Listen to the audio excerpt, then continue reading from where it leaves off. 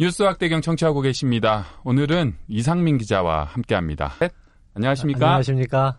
자, 9월 들어서 참 그런 얘기가 많았습니다. 9월은 한반도 평화와 안정을 위한 아주 중대한 한 달이 될 것이다. 북한과 관련한 얘기들이 쏟아지는 9월 15일 이후의 일정인데요. 오늘 이 부분 중심적으로 얘기해 보겠습니다.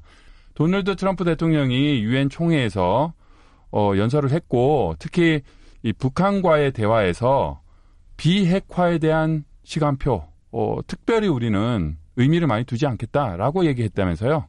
예, 그렇습니다. 어제 9월 26일 날 유엔 유엔 안전보장이사회 회의를 주재한 이후에 트럼프 대통령이 기자회견을 했어요. 네. 그래서 이제 북한 핵 문제에 대해서 어떤 입장을 이제 피력할까 하는 관심이 있었는데, 기자회견 때 한 가장 핵심적인 내용이 앞으로 북한 비핵화 관련해서 시간표, 즉 시간 설정을 하지 않고 북핵 협상을 진행하겠다라고 이제 말을 했거든요. 근데 이 말은 이제 기존에 미국이 북핵 협상을 해오면서 빠른 시간 내에 혹은 1년 내에 문제를 해결하겠다는 입장과 많이 다른 그런 말이었기 때문에 많은 관심을 좀 끌었습니다. 네. 지금 또 트럼프 대통령은 비핵화 진전과 관련한 어떤 시간표는 없다라고 얘기했는데 어떤 의미일까요? 예, 보통 이쪽 워싱턴 지역의 전문가들이 하는 말은 그래요.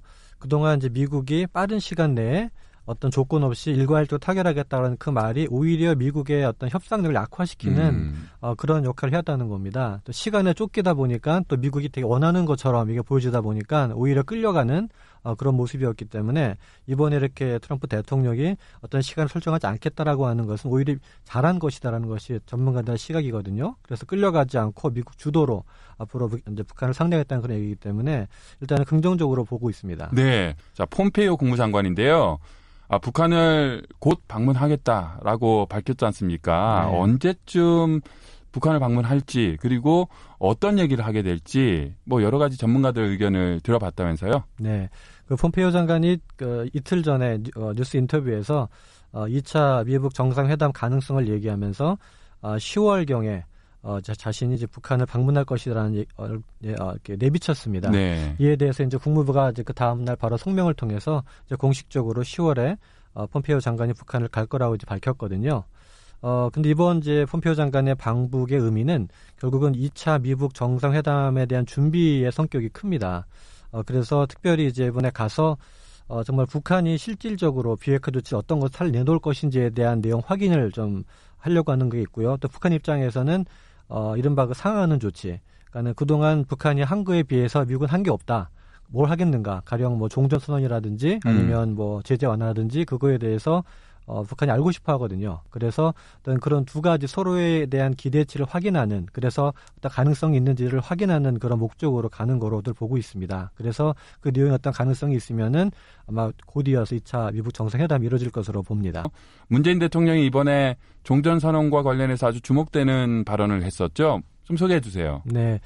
25일 날 문재인 대통령이 미국 팍스뉴스와 인터뷰를 했는데요. 이제 그때 이제 대통령이 한 말이 이제 북한이 그동안 해왔던 비핵화 조치에 상응하는 조치를 해야 되는데 그 중에 하나가 종전선언이다. 근데 이 종전선언에 대해서 우려하는 게 많거든요. 사실 미국 내에서. 그 이유가 이제 종전선언을 하게 되면은 더 이상 이제 미국과 한국과 북한은 전쟁하지 않는다. 그런 거기 때문에 이것이 자칫 한국에 있는 주한미군 철수로 이어지지 않을까라는 우려 때문에 되게 조심스러워하는 게 종전선언에 대한 미국의 입장이었거든요. 그러다 보니까는 이번에 문 대통령이 와가지고 이 종전선언은 정치적인 것이다. 그리고 이거를 해도 큰 어떤 구속력이 없다. 나중에 북한이 다시 비핵화를 하지 않는다면은 다시 돌아갈 수 있다는 식으로 얘기를 했습니다. 그래서 그만큼 이제 어떤 미국 분야의 조야의 어떤 그런 분위기를 좀 이렇게 보고 얘기를 한 건데요. 근데 실질적으로 지금 전문가들의 생각은 비슷합니다. 종전선언이 이게 어떤 주한미군 철수로 이어지는 것은 아닐 것이다. 이건 어떤 정치적인 것이기 때문에 이거를 계기로 해서 오히려 더 북한의 비핵화를 더 요구할 수 있기 때문에 오히려 이거는 좋은 것이다라고 얘기들 많이 하더라고요. 근데 이제 아까 말한 것처럼 그런 우려가 아직도 남아있기 때문에 또 미국은 또 이거를 어떤 그런 협상 카드를 쓰고 있어서 실질적으로 이걸 통해서 미국이 원하는 그런 비핵화 조치를 북한이 할지 아마 그거에 따라서 향후에 미국의 어떤 선택이 될 거로 보입니다. 맞습니까? 문재인 한국 대통령이 이번 유엔 총회를 준비를 참 많이 한 것 같다. 그래서 종전선언과 관련한 인터뷰를 한 그 방송국을 선택한 것.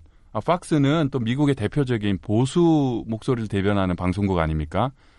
그러니 어떤 보수층을 설득하기 위해서 또 공화당 지지자, 현재 트럼프 대통령이 소속된 그 당의 지지층에게 너무 불안해하지 마시라.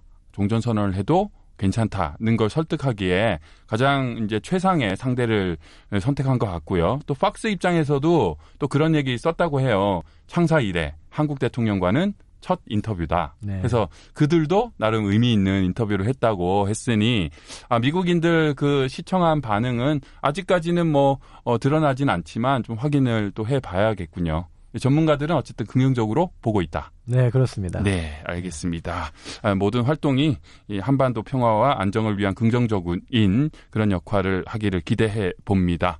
자, 오늘 이상민 기자와 얘기 나눠봤습니다. 감사합니다. 감사합니다.